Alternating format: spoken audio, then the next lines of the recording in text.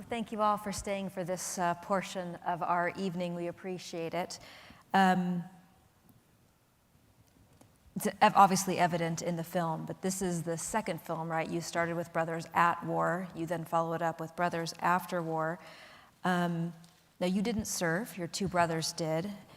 Why did you choose to make this documentary? Oh, that's a great question. You know, I say a little bit in the film that, you know, I had done all these seminars at that point where I had really helped so many veterans since 2011 come home and reintegrate with their families. And I truthfully did want to, as I say, kind of do that deep dive and get a better understanding of the experience, you know, take advantage of that insider's look. But I think there's another thing going on, you know, I sat and watched the film tonight thinking, you know, I also wanted to get back to when my life last made sense, was an idea. And I know it sounds a little weird, but you know, when I was out in Iraq and I was making the first film and I was connecting with these guys, I felt like I was really like on it. You know, sometimes in your life you feel like you're doing something really important and you know that what you're doing matters. And it felt very special to be out there and to have access and to spend 3 months over there and to make the film. And so I think I just really wanted to return to being useful and to, I had a feeling the film would help other vets. I had a feeling that it might also be an opportunity, a window for citizens to get to know our veterans and see them in a different way. So I think all those reasons sort of were playing into my decision to do it. And what did you learn about yourself and your brothers and our nation's military making these two films? Oof. You know, in making the first film, I knew Marines were tough, right? But what amazed me was a Marine would get a bag of M&Ms from home and he would share it with everyone, right? We were on the way out to the Syrian border and, you know, I remember looking through the bulletproof glass and just, you know, my life kind of rolling by me and looking at camels and then being out there and one of them was reading the Bible and the other one's reading Catch-22. And the conversations you have, you know, you're like, these guys are actually really smart. They're thinking about what they're doing. So I really wanted in the first film to kind of put a frame around who we had serving in the military, show them the heart that I had seen over there. Yeah, this film, I think it's easy to kind of forget about our veterans, you know, especially this generation. This generation volunteered. They volunteered, and many of them, as you saw in the film, up to 13 times to go overseas. Like, who does that, right? Like, who does that? Somebody who loves their country, who loves everyone in this room, and is willing to lay it all on the line and make sacrifices for the rest of us. And I thought that's our most precious treasure as a nation, and we have to stay connected to them. We have to know how we can support them and love on them, and anything we can do to help them back into the fold. We must do, and I think the film is sort of an entry point for people into their living rooms, into their lives, into their families, into the work they're doing. And my thought is if we can, you know, how can you support someone if you don't understand them?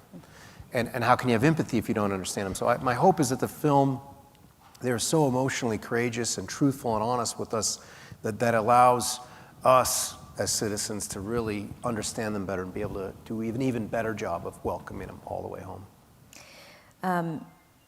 Now, if you looked at the posters that are left and right, or maybe saw in the film, you know, this was executive produced by Gary Sinise. Yep. Someone who does more for veterans than really anyone right now. If you're familiar with us at the Reagan Library, you know that he was our initial funder of our Gold Star Family Memorial. How the two of you connect? Yeah, I got invited to a lunch. Michael Broderick's name was in there by a Marine. So I was flown to Iraq a third time. I screened Brothers at War for General Petraeus' public affairs folks. Came back to lobby William Morris. While I was there, a Marine colonel loved the film, and she's like, you got to show this to Gary Sinise. And I'm like, do you have a cell phone number? Because we're not all drinking at the same cantina back in Los Angeles, you know? Like, I'm not denying him the opportunity to see the film. So I told this story to Michael Broderick, and we were voiceover actors and William Morris, and he goes, I think Gary'd love your film.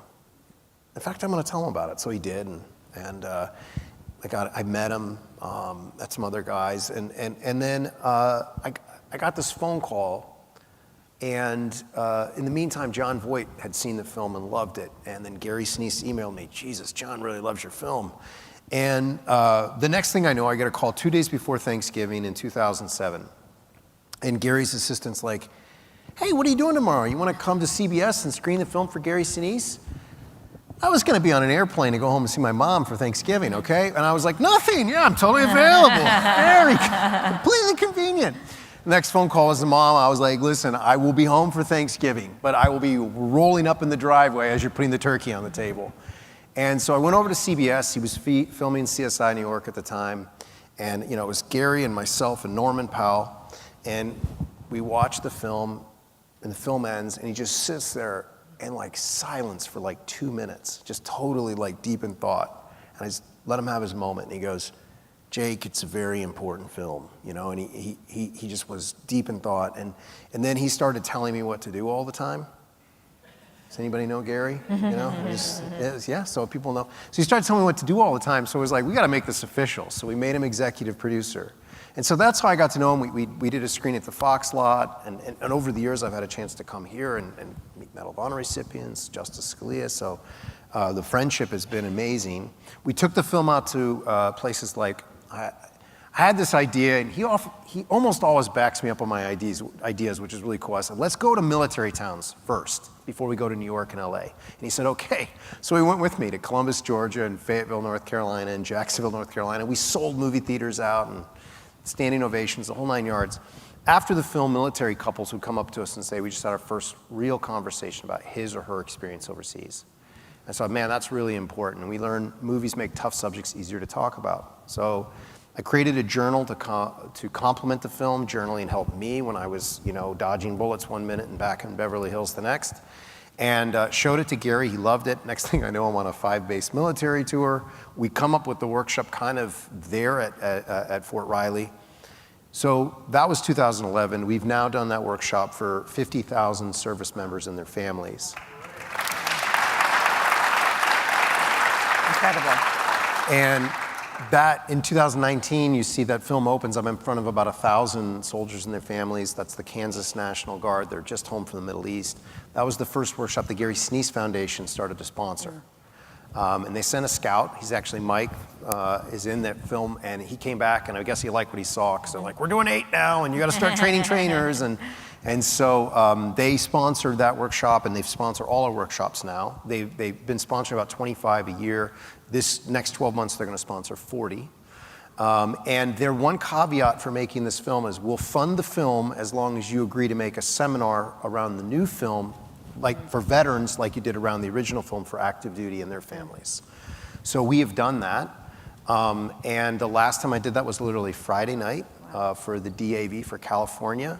The other trainer was Noel, who was awarded Disabled Veteran of the Year. The two of us led a workshop for about 200 disabled American veterans and their families. It was absolutely tremendous experience. So they saw the film, and then we'd spend the next couple hours like journaling and doing a group conversation. It's incredible. So the film is such a heavy subject, but yet you managed to put humor through it, right? Yeah. I mean, the cameraman between your two kids was great, but I think what I laughed at the most was the relationship with you and your brothers. And I wondered if making these movies helped or changed the relationship with your brothers in any way. Oh, yeah, I mean, yes. I'll answer that. Did you guys like the humor in the film? Yeah? I heard the laughter. It's been a couple months since I sat and watched the film, and I wanted to watch it with you guys tonight. And I noticed that I felt like I was happy that there was humor in the film. It's important, I think, because for a couple of reasons. I think veterans really appreciate it because they feel like they got a full rounded look at them, where they are funny and they are continuing to do things that are interesting. Okay, what was your question? If making the film changed your relationship with your brothers. It absolutely did. It frankly helped me be a better brother to them when they transitioned out of the military. I learned so much from these vets that I was able to like instantly apply. With Isaac, one point I talked to one of our trainers. I was like, hey, what do I do for him? He's really kind of struggling. And He goes, talk to him, create space, when you're alone. And so there we were in his truck. They have actually acquired a piece of property. Joe's dream to have a vineyard one day. They went in and bought 400 acres in a mountaintop in Virginia, where Isaac was in charge of ROTC at Charlottesville. And so 16 of those acres are perfect for growing vines. And I'm sitting in the truck going out, he's gonna show me this piece of land, and I go, does it feel like the Army's divorcing you?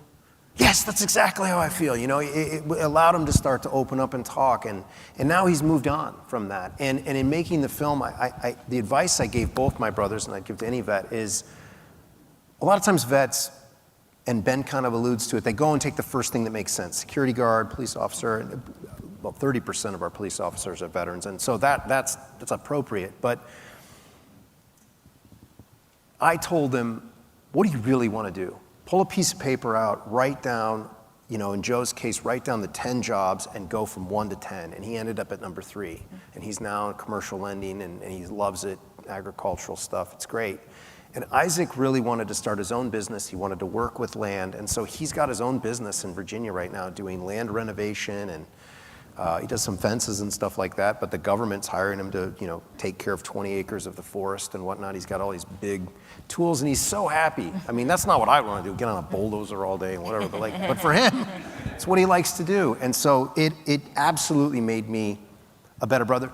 The moment in the film when Joe opens up about being half a pound of pressure from taking his own life, he really had not told anyone in our family. You didn't know? No, I didn't know. That moment is an absolute authentic, real moment. And in addition to that, he would not allow me to tell anyone in my family. So they all had to come like you guys and see it with others to have the moment. Yeah. And it's funny, like one of my friends, he was at the very first seminar and he's maintained a friendship, Dr. Scott Williams, all these years, gone on to be head of research at Walter Reed. And I talked to him about this because I was like, and he was like, it's his story.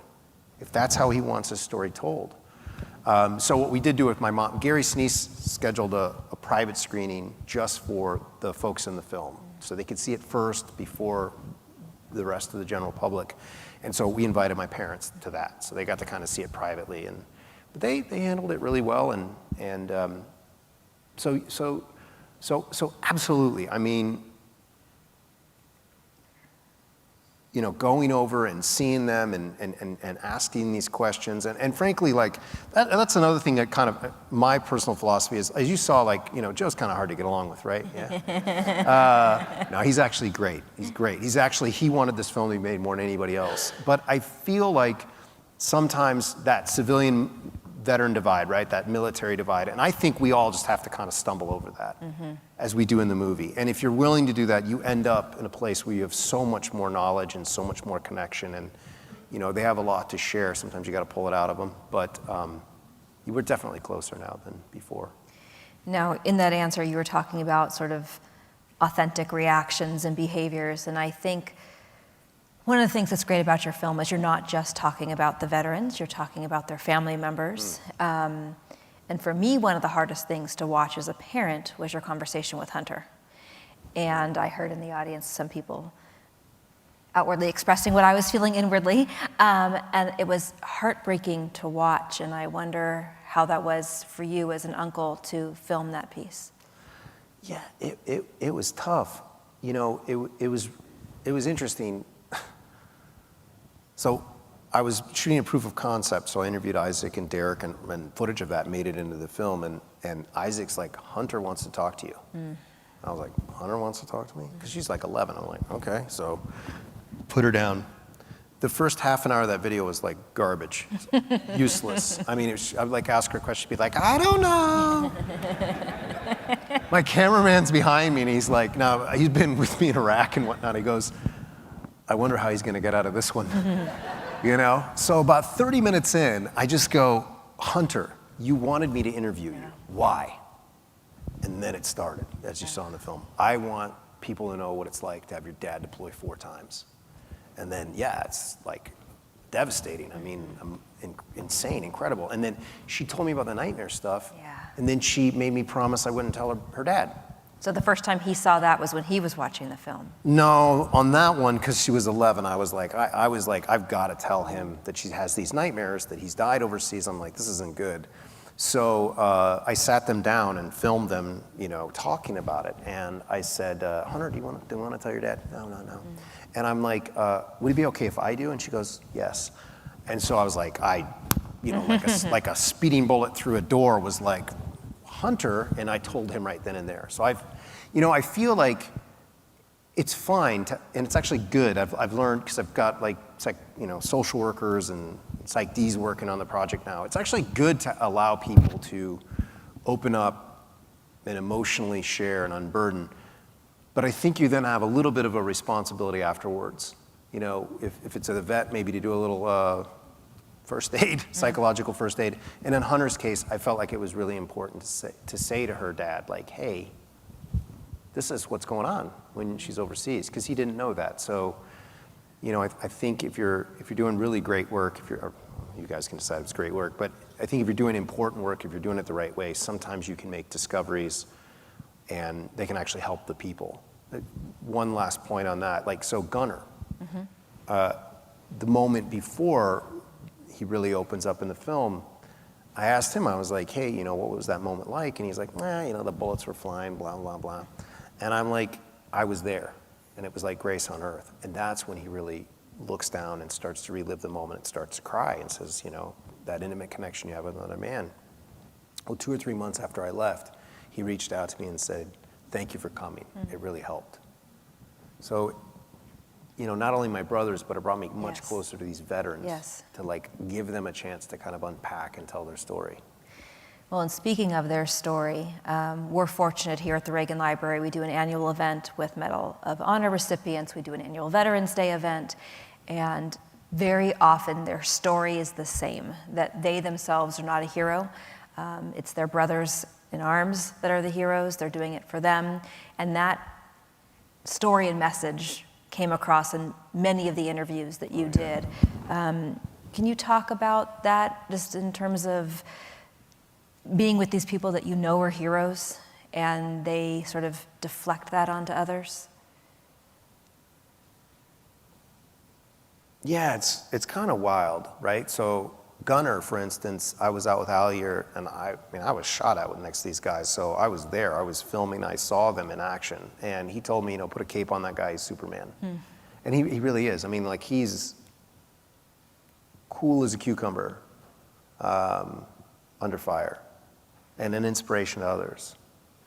My brother Joe, I look back on that thing when he's 19, I'm not a hero, and I'm like, maybe a little bit, I don't know, 9 deployments, I got hit with an RPG, came to, kept fighting, I don't know, it's a lot of combat, I don't know, it's kind of the definition for me, these people are making sacrifices for others, they're going multiple times overseas. I think there's a lot of heroes in this generation that fought the war on terror. Yes. And it's kind of a complicated time. Iraq we pulled out of. A lot of people aren't tracking that we came back in, and as Joe says, in the end, did a great job pushing ISIS out. But there's a lot of struggle around Afghanistan. And I think sometimes when we do these seminars, I try to remind the vets, there was a literacy rate of about 9% when we invaded. Why did we go there? Because we lost 3,000 people in an hour. As vets have told me, I'd rather play an away game than a home game. There weren't any major acts of terrorism on U.S. soil since that. The literacy rate was 30% when we left. If you look at what opportunities they gave to girls and women to get educated, and if you want to invest in a society, you actually give the resources to the women because they'll lift up the whole society. So we don't really know what that major investment is going to produce over space and time. And so, yeah, I think they've done an incredible thing for us, and I think it's very heroic what they've done. Absolutely agree. Now, in the film, you talk with many soldiers or family members of soldiers who have lost loved ones to suicide, and you also show the important message of you losing your brother to suicide. Why was it important for you to also include that piece of the story? Well, the suicide thing is an epidemic, frankly. We've lost 120,000 veterans to suicide in the last 20 years. We lost 6,700 veterans killed in action in the 20 years of war. We lost 35,000 of the same to suicide. So that's 5 or 6 times to suicide. So, USC did a study, 30% of veterans are at risk, 60% report feelings of loneliness. So I'm like, we just got to start talking about it. It can't be a taboo anymore. It's just, it's just too prevalent in the community. So it's not a big deal. Let's just start talking about it. And so I had no idea it was going to come up. I didn't know my brother was going to reveal it. I didn't know Chris McKay was going to talk about it. I didn't know that, Big Earn's friend that he was going to do that the weekend before. When I was watching the film with you all tonight, that suicide note really struck me tonight. I was like, my God, the guy's in his 30s. He's got a daughter. It's like heartbreaking, right? So we've already saved the life of a veteran. November 16th, we played this film in Newport News. We had 84 veterans and their families there. 3 signed up for counseling at the Mobile Vet Center afterwards. And the person, 22-year veteran of the Navy, VFW commander, called me 2 days later and said, Brothers After War, the movie and the seminar saved my life. Wow. So, to me, that's very meaningful. That it almost took a second brother. To me, I'm kind of passionate about it, and I think we just have to, and we're very passionate about getting this film out as far and as wide as we can for vets to see it, because, they do open up and they do talk about these dark moments of the soul, and that is actually how you heal. That is how it doesn't happen again, is you have to build community around you. You have to talk about your experiences. If something's still haunting you, you might even have to talk to a professional. But we need to turn post-traumatic stress into post-traumatic growth. And the way to do it is to talk about it and to try to pull something positive out of it. Did my brother commit suicide? We're not sure. He overdosed. We don't think he did. We think it was the meds, a mix-up. But, the reality is he did die, and I probably wouldn't have made the first film if he hadn't. And I would trade the films to have him come through the door right there, but that's actually not how life works. Right. We can't control what happens to us. We can only control how we respond. And I think, I dedicated my first film to him because, I was just inspired when 9/11 happened, that 3,000 people lost a father, a son, a brother. And my heart went out to them, and I feel like then we had 3 million people serve overseas. So I just felt like it was worth the risks I took to try to tell the story of other people's brother, father, son. And hopefully we've done a little bit of that with these films. You absolutely did a lot with that film. So in your film, you interview Jennifer Hermanson. She was the one who hates kids and then loves kids, if you don't remember the name. Awesome. Such a great line. I love Jen. Such a great line. But she said something while talking to you that I found really interesting. She said, you asked her about retiring, and she said, how do you do something when you come out that means as much? And I felt that, right? Can you talk to that? Did you get that sense from a lot of the different veterans that you spoke with? Oh yeah, I mean she's really hitting into a quintessential moment for so many veterans, and it's something they really struggle with. And the key is to not hold on to the past too much. You gotta hold on to it a bit, but not too much. But to start to look for something else that can mean as much. And it's frankly hard.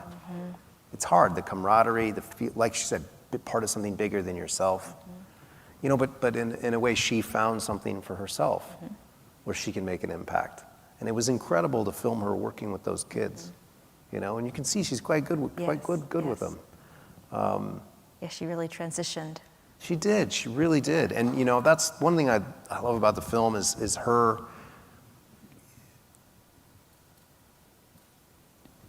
being vulnerable, but also telling others how she's got there, with the art therapy and, doing art and stuff like that, and talking to a counselor, and not mild, moderate depression. So that's somewhat significant.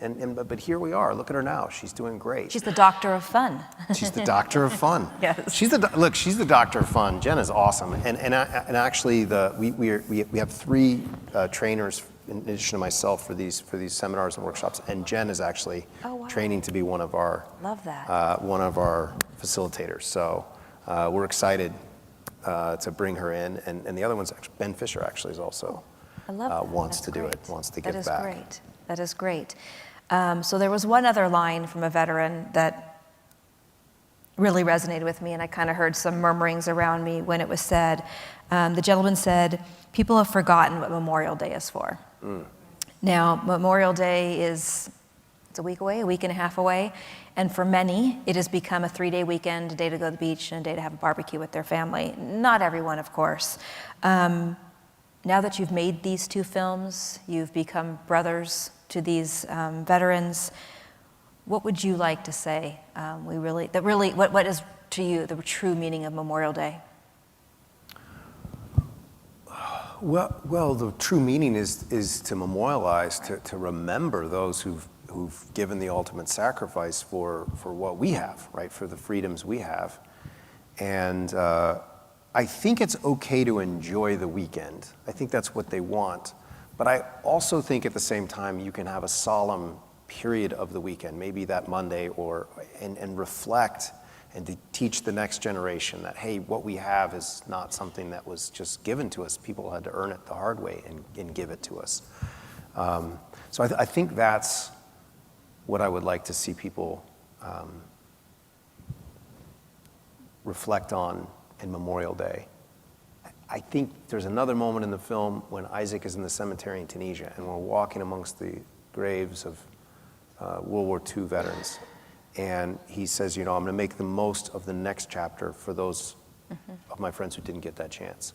And to me, I think that's also something that's very important, that we as a society really have to be reflective of people paid quite a lot for what we have. And we owe it to them to do our absolute best to make the best society out of that sacrifice for ourselves and for our kids. Yeah, I absolutely agree.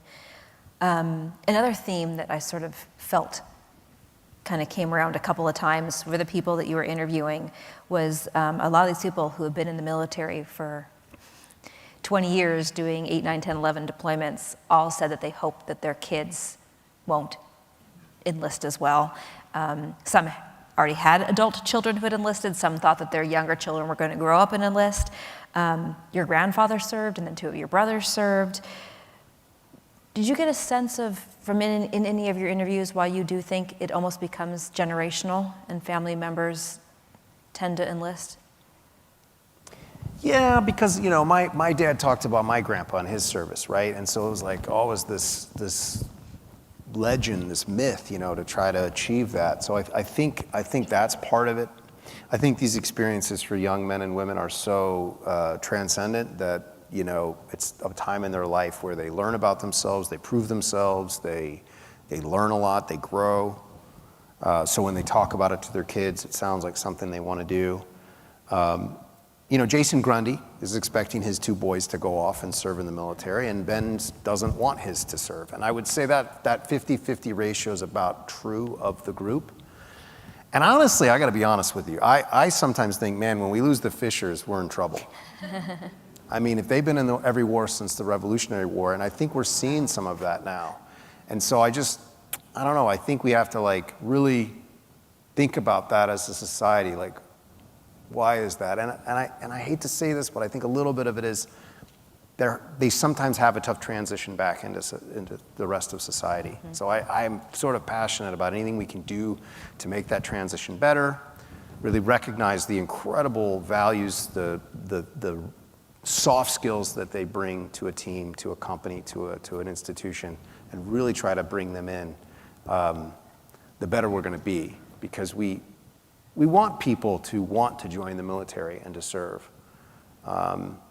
And we, as a country in the last 20 years, probably could have done a better job maybe articulating what the mission was and why we're there, and also opening up about some mistakes we made. And I tried I try to allow them. I didn't suppress them having some feelings and also some education for us about that in the film. Those who don't learn from the past are destined to repeat it, right? Absolutely. So, yeah, I'm torn on how I feel about how their feelings on and their kids serving. So, not to derail this conversation, but as I was watching the film, this is my second time, your grandfather. I just, really random question. So I was curious if your family actually thought that he was missing in action, because he ended up serving on the other side when he survived, right? So did your family think that he was not alive? They got a telegram, missing in action, presumed dead. Yeah. On Veterans Day of 1944. Wow. He was shot down. He wasn't rescued by Americans, it was Italian partisans. And you know, in making this film, I think we're gonna have another short film. Maybe we'll share it on Veterans Day here. But we have another short film we're making out of this. It couldn't fit it all in the film. I had to cut some great stuff out of the movie in order to make it an hour and 45 minutes. And one of the things I was able to do was, you know, when I'm catching up with Joe at the end, I also was able to take my dad out to where his father, my grandfather, dove out of the airplane. And I was able to, with the help of the Italian Film Commission, I was able to introduce him and meet the daughter of the commander that ordered the airstrike. He was in charge of 2,000 Italian partisans and the commander of the 3 Italian partisans who, a couple of them lost their lives that night, saving his life. Wow. And his story is a lot of them would go to Switzerland and get back in an airplane, and there was an initial attempt for him to try to escape.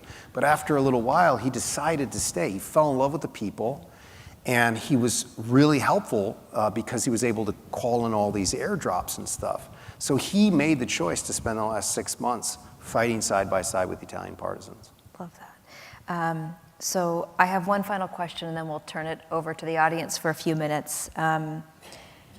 What is your hope this movie will accomplish? Well, Brothers After War is getting released digitally and on DVD Tuesday, the Tuesday after Memorial Day. And my hope is that as many people as possible will see it. I hope for our citizens, they get to see it and they maybe get a better sense of our veterans, maybe what their inner life is like, kind of what the experience of going from war to coming home is like. And I think that'll make them a little more comfortable talking and engaging with the veterans that they have in their own life, right? I've had a lot of people tell me it was just really eye-opening, it really helped them have a better grasp. And so I really hope the film can do what films do best, which is really to take you into another world and let you look around and let you experience that as an insider. So that's one of my primary hopes for the film. For our service members and their families, you know, part of the reason we created the seminars, I hope they see themselves in either my brothers or you know, myself as a brother or the 10 other veterans. Mm-hmm. And when we do seminars, we say, hey, we made the movie for this moment right here, right now. And we want you to see your story in this story. And then we want you to talk about your experiences with your families. So my hope for our veterans is that the film allows them context to be able to talk to their own families a little better about how they're feeling and what part of the movie or what veteran story they really relate to. And that around dinner tables or in living rooms across America, people are able to have some important conversations. And that will lead to people letting some stress out, and it'll lead to better bonds within military and within veteran families. Now, I know you shared this with me upstairs, but if you want to share with everyone in our audience, being released digitally, how can people find out what streaming platforms? You can go to brothersafterwar.com, and we have all the platforms there. I know it's in almost all the places you'd find, like Amazon, iTunes. I think it's going to be on the Google app or as well, YouTube. And then on DVD, Walmart actually is putting 12,000 units on their shelves, which is kind of patriotic, frankly, and Amazon as well. And for Amazon and Walmart and iTunes, it's all available for pre-sale right now. So please tell your family and friends, and let's get this film seen by as many people as possible. We are going to turn to you all. There are staff members in the audience with microphones, so please wait for the microphone to come to you. Deanna, let's start here.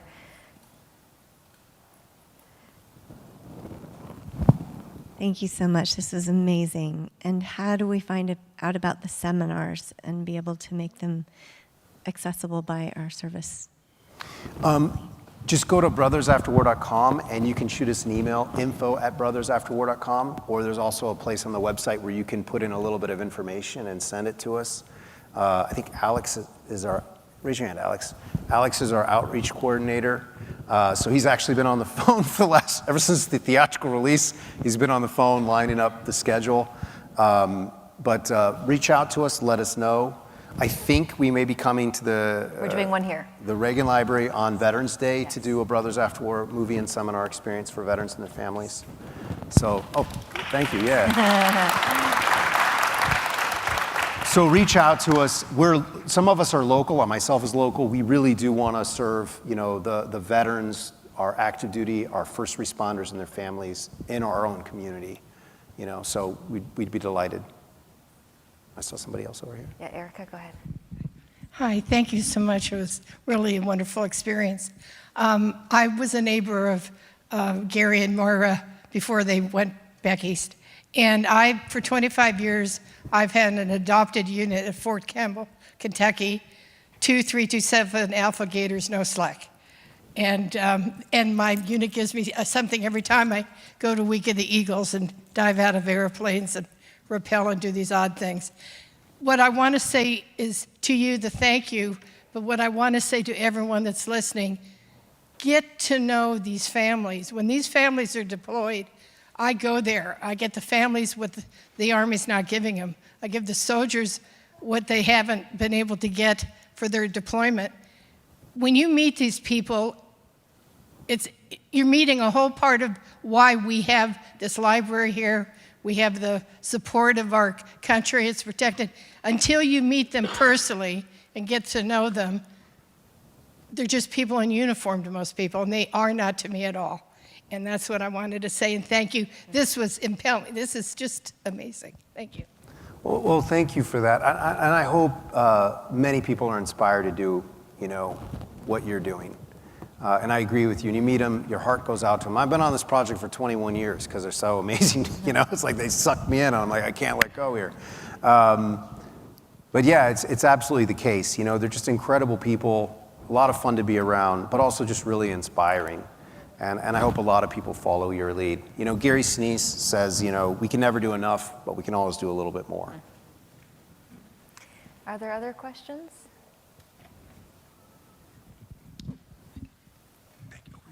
Excellent film, Jake. Thank you very much. Thank you.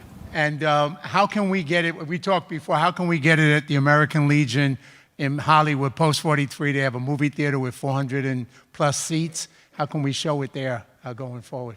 I mean, honestly, we can do a screening, but I think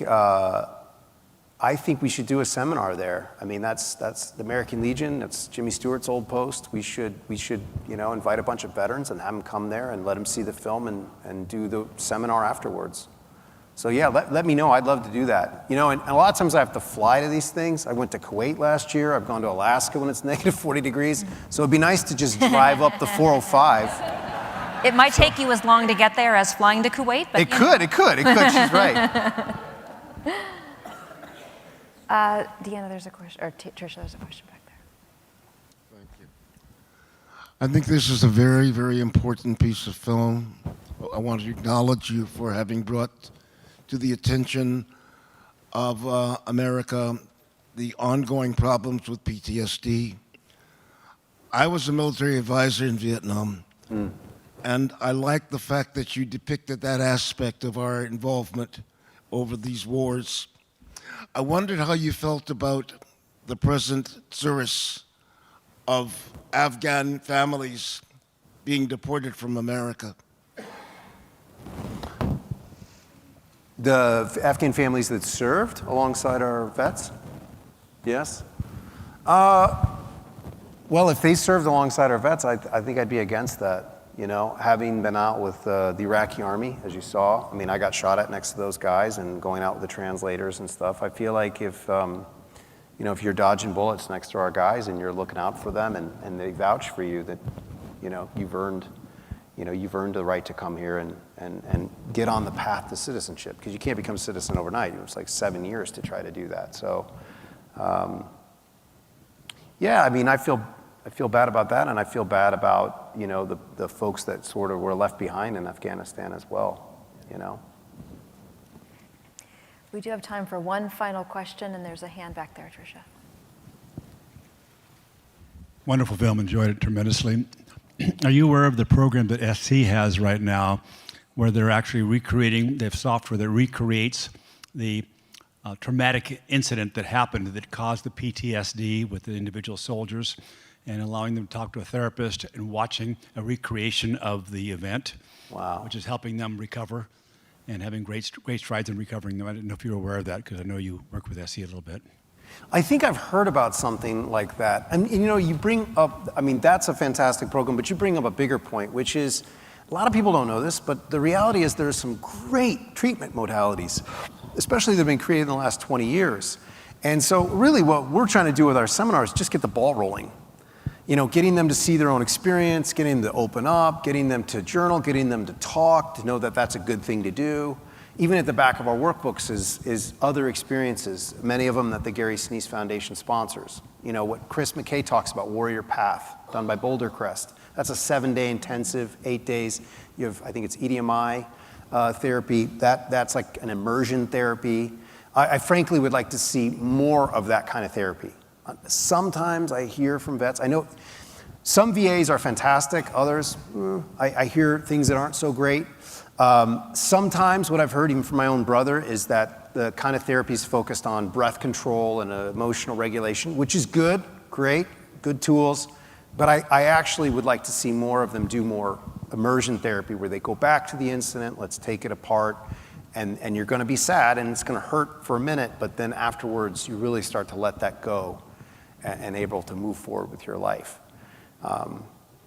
So yeah, you know, I've heard of that program. I haven't like seen it myself, but I've heard very good things about that. So I want to thank all of you for spending your, what is it Tuesday? Your Tuesday night with us. But especially I want to thank you, Jake, for making this film with such an important message.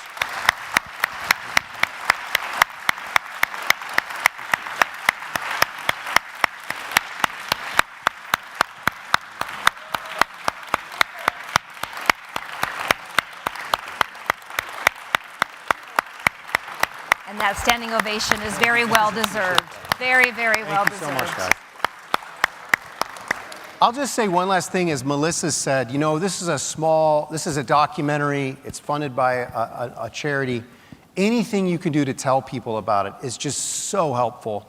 A lot of these algorithms, you know, starting Tuesday, if there's some signs of life, all of a sudden other people get a chance to see the film. So telling others about the film is really important and really helpful. So thank you so much for coming tonight, and I look forward to more to come. Thank you.